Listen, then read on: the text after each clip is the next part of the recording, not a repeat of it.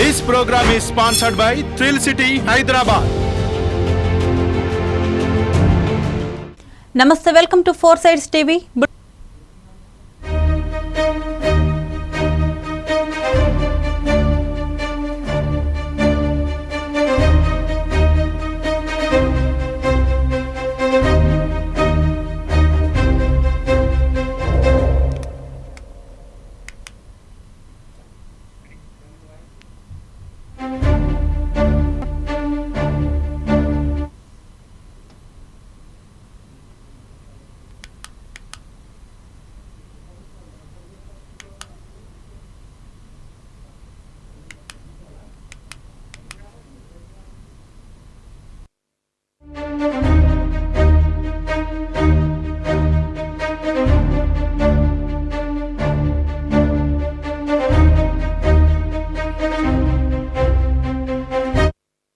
ములుగు జిల్లా మేడారం అడవుల్లో వేల ఎకరాల్లో భారీ వృక్షాలు నేలకొరిగాయి.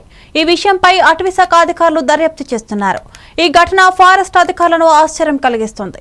ఎటు చూసినా 5 కిలోమీటర్ల మేర చెట్లు విరిగిపడ్డాయి. ఈ ఘటనను అధికారులు డ్రోన్ కెమెరా ద్వారా పరిశీలిస్తున్నారు. ఇలాంటి ఘటన గతంలో ఎన్నడూ చూడలేదని అధికారులు తెలిపారు.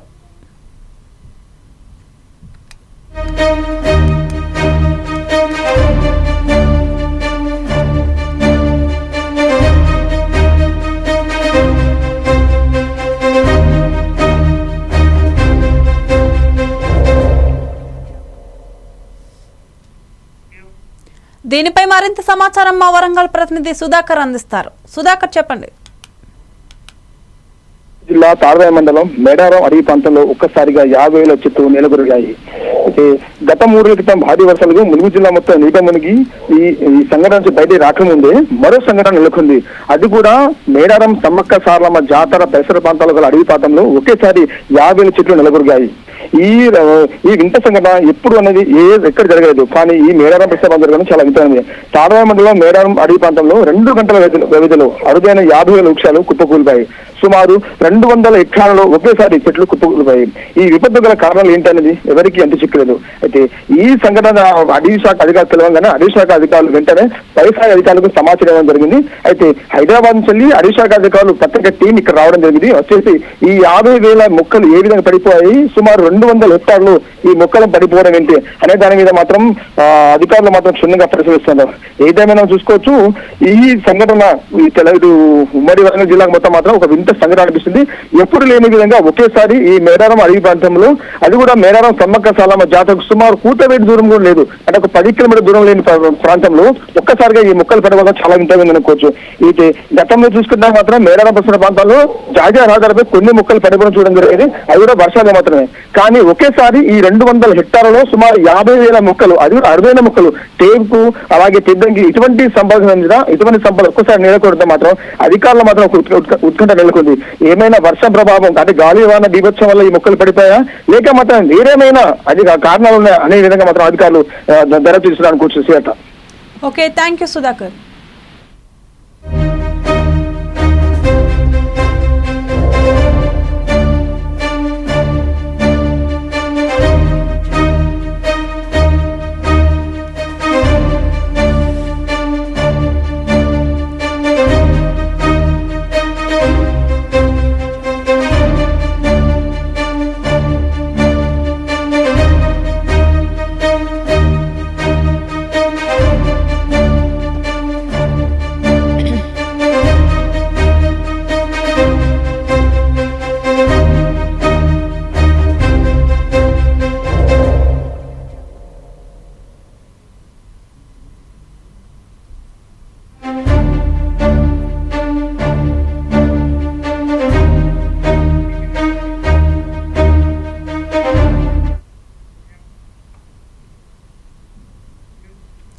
జయశంకర్ భూపాలపల్లి జిల్లా వ్యాప్తంగా ఓపెన్ కాస్ట్ గనుల్లో బొగ్గు ఉత్పత్తి నిలిచిపోయింది.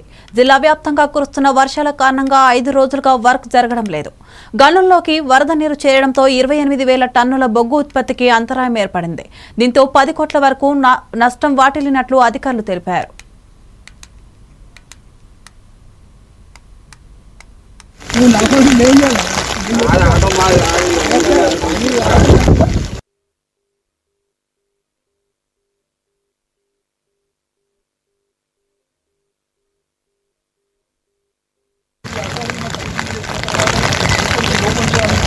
సరిపోతాయి కదా.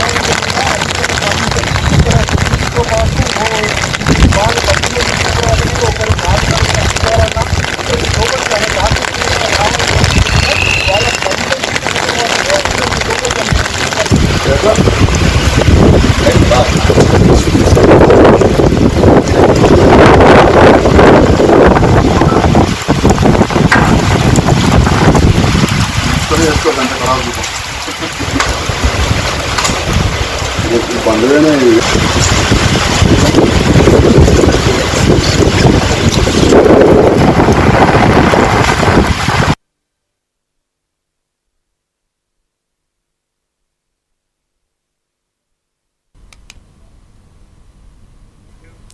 వరంగల్ జిల్లాలోని కానపురంలో గ్యాస్ సిలిండర్ల లోడ్తో వెళ్తున్న లారీ అదుపు తప్పి బోల్తా పడింది.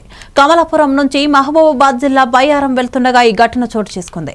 డ్రైవర్ వీరయ్య సురక్షితంగా బయటపడ్డాడు.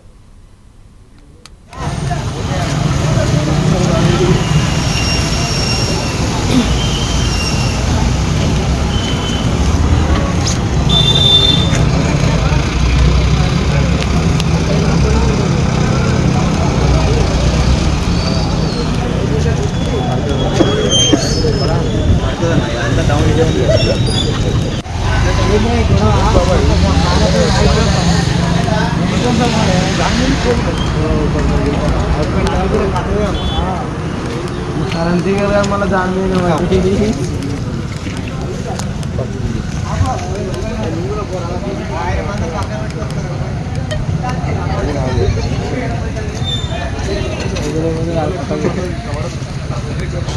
వచ్చినోడు అదే మరి ఎట్లా అట్లా కాదు. ఇక్కడ వేసుకోలేదు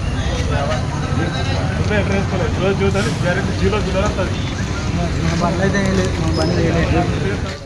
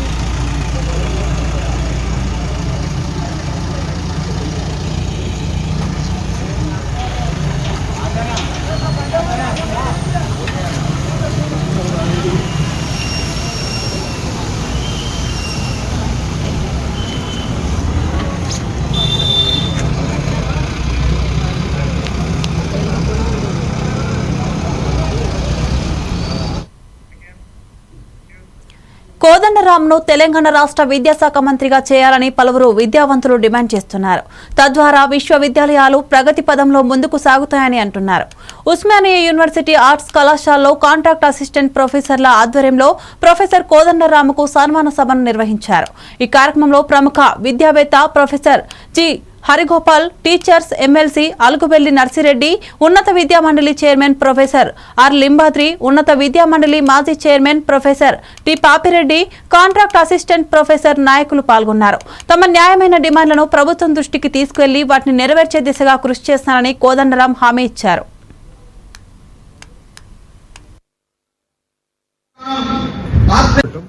వాస్తవానికి అది ఒక సందర్భమే కానీ చర్చ మొత్తం ఇవాళ కాంట్రాక్టు అధ్యాపకుల సమస్య మీదే కొనసాగింది. కాంట్రాక్టు అధ్యాపకుల యొక్క సమస్యలకు ఒక పరిష్కారం వెతకవలసిన అవసరం. అది నైతికంగా సమర్థనీయం కాదు. ఎందుకంటే ఒకే కాలేజీలో ఇద్దరు లెక్చరర్లు ఒకరికి ఒక జీతం ఇంకొకరికి ఇంకో జీతం ఇవ్వటం అది చట్టపరంగా రాజ్యాంగంలోని సమానత్వ హక్కుకు విఘాతం కలిగిస్తుందని సుప్రీంకోర్టు చెప్పి అట్లాంటి అసమానతలను తొలగించాలి, సమాన పనికి సమాన వేతనం ఇవ్వాలని కూడా అన్నది. అదేవిధంగా మనకు యూజీసీ కూడా తక్కువ జీతాలు ఇచ్చి పనిచేయించుకోవటం సమర్థనీయం కాదు. వాళ్ళకు కూడా మిగతా అధ్యాపకులకు ఇచ్చిన విధంగానే బేసిక్ పే తర్వాత మిగతా ఎలిమెంట్స్లు ఇవ్వాలని కూడా వారు కూడా ఆదేశాలను జారీ చేసిండ్రు. అయినప్పటికీ కూడా మరి గతంలో ప్రభుత్వాలు పట్టించుకోలేదు. ఇప్పుడు అధికారంలోకి వచ్చిన కాంగ్రెస్ పార్టీ స్పష్టమైన హామీ ఇచ్చింది కాబట్టి పరిష్కారానికి ఒక అవకాశం ఏర్పడింది, ఒక చర్చకు కూడా తెరలేసింది. ఈ సందర్భంగా అందరం కూడా పూనుకొని ఈ సమస్య పరిష్కారానికి ప్రయత్నం చేయాలని కూడా ఇవాళ ఒక నిర్ణయం, ఈ చర్చ సందర్భంగా ఒక అభిప్రాయం కూడా ఇక్కడ బలంగా వ్యక్తమైంది. ఇవాళ అందరం కూడా కోరుకున్న రెండో విషయం ఏంటంటే రాజకీయాలు అనేవి విలువల పునరుద్ధరణకు దారితీయాలి. అది చాలా ప్రధానంగా అందరి నుంచి వచ్చినటువంటి సూచన. పూర్వంలో మనకు కర్పూరి ఠాకూర్, డాక్టర్ రామ్ మనోహర్ లోహియా, మన రాష్ట్రంలో గుమ్మడి నర్సయ్య కానీ, లేకపోతే ఇప్పటికీ ఉన్న పనిచేస్తున్నటువంటి చాలామంది, గతంలో బంగారయ్య గారు కానీ, మనకు ఉమ్మడి ఆంధ్రప్రదేశ్ నుంచి శాసనసభలో పనిచేసిన వాళ్ళు, తర్వాత వావిలాల గోపాలకృష్ణ గారు, వీళ్ళంతా ఒక విలువలకు నిలబడి ఒక లక్ష్య సాధన కోసం పనిచేశారు. చాలా పార్టీల్లో కూడా అట్లాంటి నాయకులు ఉన్నారు. కొందరి పేర్లు మాత్రమే చెప్తున్నా. అటువంటి రాజకీయాలను ఇవాళ పాటించవలసి ఉంటుంది అని అందరూ సూచన చేశారు. ఆ మేరకు ఖచ్చితంగా నిబద్ధతతో విలువలకు కట్టుబడి రాష్ట్ర ప్రజల సమస్యల పరిష్కారానికి పనిచేస్తానని, ప్రభుత్వానికి ప్రజలకు మధ్యన ఒక వారధిగా నిలుస్తానని, ఎమ్మెల్సీ అనేది కేవలం ఈ ఉద్యమ ఆకాంక్షల వ్యక్తీకరణలో భాగంగానే ఒక అవకాశం దొరికింది కాబట్టి తెలంగాణ ఉద్యమ ఆకాంక్షల సాధన కోసం నా వంతు కృషి చేస్తానని ఈ సందర్భంగా అందరికీ. ఈ విడుదలైన జీవితంలో తాను నిరంతరంగా ఆచరించాడు. ఆయన సమాజంలో ఏం పాత్ర నిర్వహించాడు. వాళ్ళ కోదండరామ్ గారికి ఏదైతే గౌరవం ఉందో సమాజంలో, ఆ గౌరవం ఉండడానికి ప్రధాన కారణము ఆయన వ్యక్తిత్వము, ఆయన రిప్రజెంట్ చేసినటువంటి విలువలు. ఆ విలువల్ని ఫెలిసియేట్ చేయడం అంటే మీకు చాలా మందికి అర్థం కావట్లేదు. కోదండరామ్ గారిని ఫెలిసియేట్ చేయడం అంటే మీరు చాలా బాధ్యతగా నెట్టు వేసుకున్నారు, చాలా బాధ్యత నెట్టు వేసుకున్నారు. ఎందుకంటే మీరు కొన్ని విలువల్ని గౌరవిస్తున్నారు. సరే మీరు రెగ్యులరైజ్ కావాలి, సరే ఈ కాంట్రాక్ట్ వ్యవస్థ పోవాలి, మీ అందరికీ ఇప్పుడు ఏదో వచ్చిన సర్వీస్ కండిషన్లో మార్పు వచ్చింది, సరే మీరు అందరూ రెగ్యులరైజ్ కావాలి. రెగ్యులరైజ్ కావాలని మీరు అడిగినప్పుడు అది సభకు రావాలంటే నేను భయంతో వస్తాను. ఎందుకంటే మీ డిమాండ్ ఉంటుంది. వ్యవస్థ ఎట్లా పనిచేస్తుందో నేను యూజీసీలో కొన్ని కమిటీలో సభ్యులుగా ఉన్నప్పుడు నాకు తెలుసు వ్యవస్థ ఎట్లా పనిచేస్తుంది. అది కొన్ని టెక్నికల్ వచ్చు, కానీ ప్రభుత్వం చాలా గట్టిగా కలుసుకొని ఒకవేళ భారతీయ జనతా పార్టీ ప్రభుత్వాన్ని కాస్త ఒత్తిడి పెట్టి ఒప్పించగలిగితే, ఒక 1 టైం ఎగ్జామ్షన్గా వాళ్ళు కలిగితే తప్పకుండా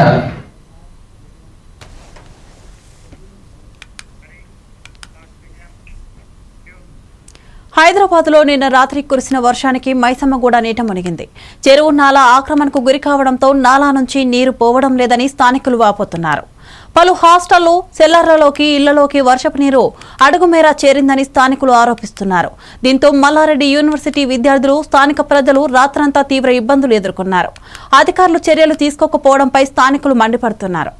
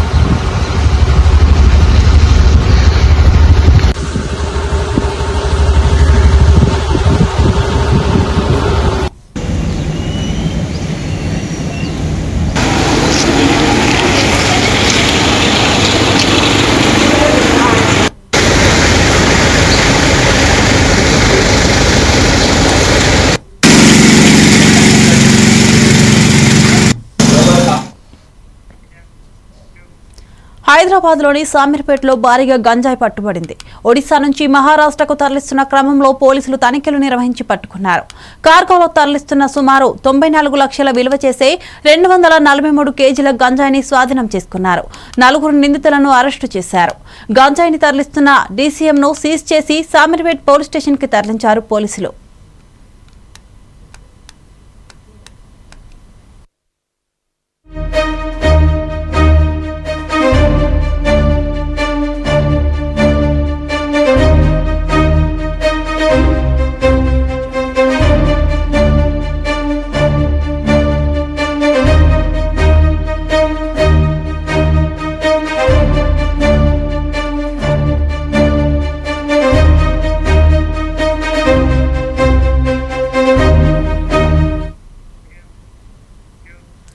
హైదరాబాద్ చంద్రాయనగుట్ట సిఆర్పీఎఫ్ గ్రూప్ సెంటర్లో జవాన్లు రక్తదాన కార్యక్రమంలో పాల్గొన్నారు. సెకండ్ సిగ్నల్ ఆవిర్భవించి 56 ఏళ్లు అవుతున్న నేపథ్యంలో ఈ కార్యక్రమం చేపట్టారు. 1976లో చంద్రాయనగుట్ట గ్రూప్ సెంటర్ సిఆర్పీఎఫ్లో సెకండ్ సిగ్నల్ ఏర్పాటు చేశామని ఐపీఎస్ అధికారి ఐపీఎస్ హరి హోం తెలిపారు.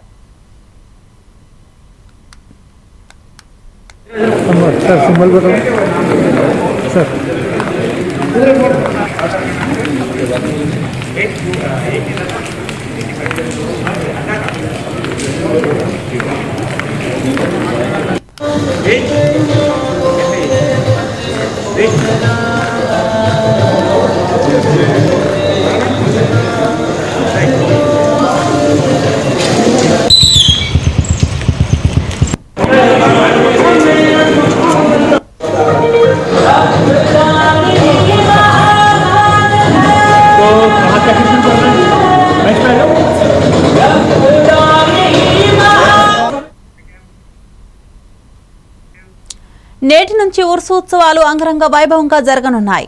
ఈ ఉత్సవాలు నేడు ప్రారంభమై 6వ తేదీ వరకు కొనసాగుతాయి. ఈ ఉత్సవాలకు జనగాంతో పాటు వివిధ ప్రాంతాల నుంచి సుమారు 3000 మంది భక్తులు వచ్చి ఈ ఉత్సవాల్లో పాల్గొంటారు. ఈ 3 రోజులు భక్తి శ్రద్ధలతో మత పెద్దలు ఉర్సు ఉత్సవాలు నిర్వహించుకుంటారు. ఈ ఉత్సవాలు ప్రతి సంవత్సరం ఘనంగా జరుపుతామని మత పెద్దలు తెలిపారు. अब्दुल्ला शाह बाबा रहमतुल्लाह अलैह का संदल शरीफ निकाला जा रहा है. 5 तारीख को चिरागा है और खवाली का इंतज़ाम है और 3 तारीख को गुस्ल शरीफ है.